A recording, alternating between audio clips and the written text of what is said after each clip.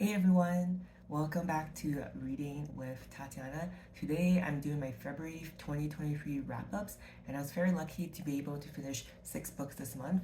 I had 2 5-star reviews, 2 4-star reviews, 1 3-star review, and unfortunately 1 2-star review. Before I get into my full wrap up for February 2023, I always appreciate if you're watching this to please hit the subscribe button, give this video a thumbs up, and if you have read any of these books, I'd love to hear what you thought down below in the comment section. And if you want to watch my full book review for each of these books, you can check out my channel. I'm doing my wrap up in the order I read these books. So the first book I read is a non-fiction book, 10 Years a Nomad by Matthew Kepnes. I gave this a 3 out of 5. You won't find this review on my channel just because it's a contribution video that I did for Literary Gladiators. I'll link the channel down below. And so this book, it was pretty good. It was kind of like what you expect going in. It wasn't like anything amazing. Basically, Matthew Kepnes, he was working the corporate 9 to 5 grind in America after university, and he was just tired of just having 2 weeks of vacation a year to see the world. So he basically saves up for a year, quit his job, and he was intentionally going to travel for just a year, but ended up being 10 years. That's why the book is called 10 Years a Nomad. The book was great because as someone who has also traveled quite a bit myself, lots of things he shared I really relate to. Like, traveling is really fun, but when you do more long-term traveling, the most I've done is actually only 6 months. But even at like 3 month, 4 month mark, you kind of miss having that routine, having that stability, and just going from place to place. Like, there are so many perks of traveling, meeting people from all around the world, different cultures, trying new foods, and just having a new space all the time, but it does get exhausting. So Matthew does a really great job capturing that. The only reason why I gave it a 3 out of 5 is because Matthew, when he was traveling, he sustained himself by writing a blog. Because when he did this, it was like before like social media and everything. So he had a blog that was very, I guess, successful. So I felt like this book, I only gave it a 3 because it just felt like a really long blog post, and I felt like it didn't need to have to be a book. However, no shame in the game. He published his book, he made money, good for him. The second book I read for February is I'm Glad My Mom Died by Jeanette McCurdy.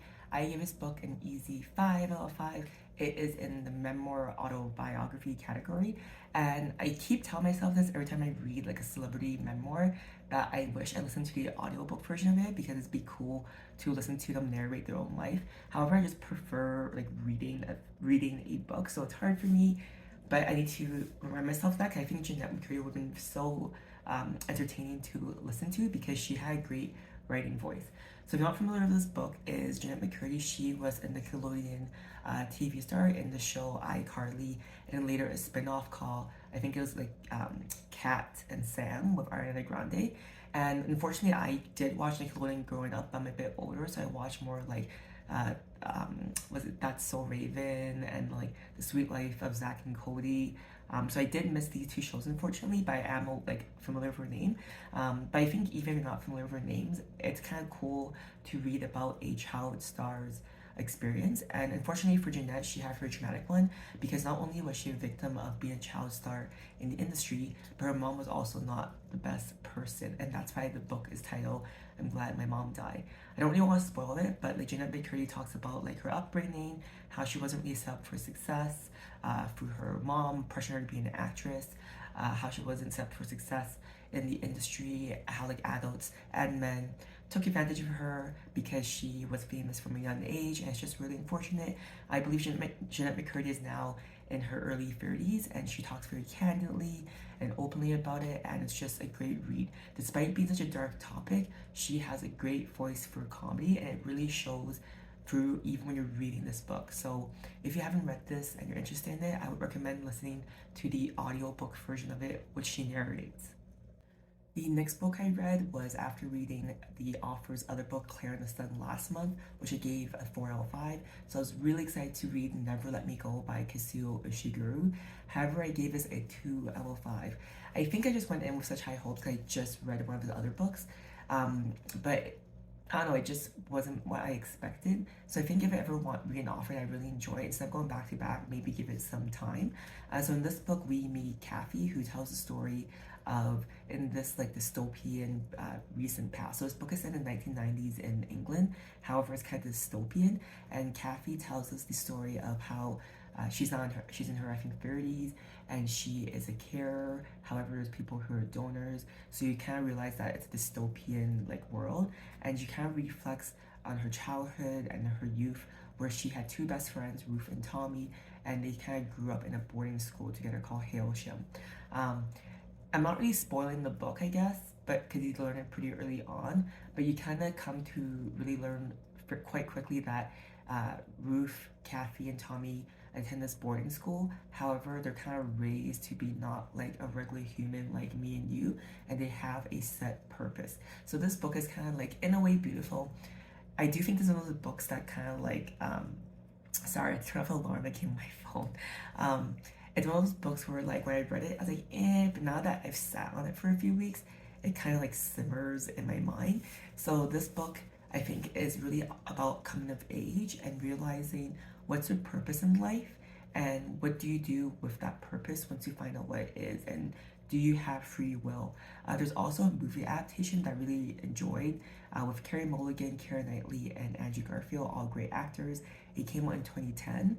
So I do think the movie adaptation was done really well despite not really enjoying the book. So yeah, that is my review or wrap up of that book. As I mentioned earlier, sometimes when you're reading an author and you hate it, maybe give it some time, you might like a other book, which is the flip side. So the next book, I have read two Colleen Hoover books and I hated them because she was such a hype up author from the TikTok book talk world. But Eliza's Bookshelf recommended I give All Your Perfects by Colleen Hoover a try, and ugh, I'll eat my scarf. I gave it a 4 out of 5. I really enjoyed it. It's obviously not the perfect book. However, this book was just, it was great. I read it in 2 sittings, and I think I liked it because it was about an established marriage, and it talks about when they first met and also in present day, like 7 years later, and all the conflict that happens and all the stuff that you build up in resentment through the years in the marriage. And I felt there was like decent communication. The protagonists weren't both totally awful. Um, and yeah, it was a great contemporary romance, and I hate that I enjoyed it. The only thing that I would say I didn't enjoy was probably the extreme love bombing that happened during the courting at the beginning of the relationship. However, I thought this book was really good because it talks very transparently about infertility that married couples can experience if they choose to have kids, and how infertility can really break apart a marriage. So this book I think was done really well. The next book I read for February, I got an advanced reader copy, so thank you, from Natasha at bibliophile.nat on Instagram. So this book is Colton's Terrible Wonderful Year by Vincent Meese. This book I surprisingly enjoy. It's a young adult book. I give it a 4 out of 5, and this book is told from the perspective of Colton, who is 14 years old, also a coming of age novel, and he is a surrogate baby. He has two dads. One of his dads is Jewish and white, one of his dads is Mexican, and then his mother surrogate was a black woman. So Colton has a very interesting upbringing, and then this book is also set during right before the start of COVID in like December 2019, through COVID and during the Black Lives Matter movement. So this book is like a coming of age for Colton because he, wasn't really raised black, but he realizes now that at 14 that he is perceived as society as black, and how does he navigate that? He also has his first girlfriend, and it's just a really great book if you want to have a book that brings to light for young readers all these social justice issues, but it's not like in like a media format, because Colton is understanding it through a 14-year-old eyes. The only reason I didn't like this book was because it was written from the perspective of Colton, who's 14 years old. There were lots of like pre-teen thoughts that I thought were kind of cringy. However, I'm not the target audience, so I'm sure if I was a young teenage boy, I would really relate to his internal dialogue. And the last book to wrap up February is Remarkably Bright Creatures by Shelby Fan Pell. And I gave this book a 5 out of 5, which was a great way to wrap up the month. This is a debut novel from Shelby Fan Pell, so she did a great job. Basically, we meet Marcellus, which is a giant Pacific octopus that resides in the Sowell Bay Aquarium in the Pacific Northwest, which is a fictional small town. And we also meet Tova, who is a Swedish immigrant. She's widowed in her 70s, and she's a night cleaner at this aquarium. And her son unfortunately died, Eric, when he was 18 years old. And then also we meet Cameron, who was abandoned by his mom when he was 9 years old, and he realizes that his birth dad is in Sowell Bay, and Cameron's now 30, and he comes from California to Sowell Bay to find his birth father. So we have these three characters: an octopus, a senior lady, and like a, a man. And this book is great because their paths kind of come together, and you kind of have to put together the pieces how that happens. If you love the book A Man Called Ove or A Man Called Ove, then you would love this book. I highly recommend it. Thank you for watching my February 2023 wrap-ups. If you have read any of these books, I hope you will comment down below what you thought. And now that you've watched my video, which one do you think you will read? Comment down that below too. See you guys next time. Bye.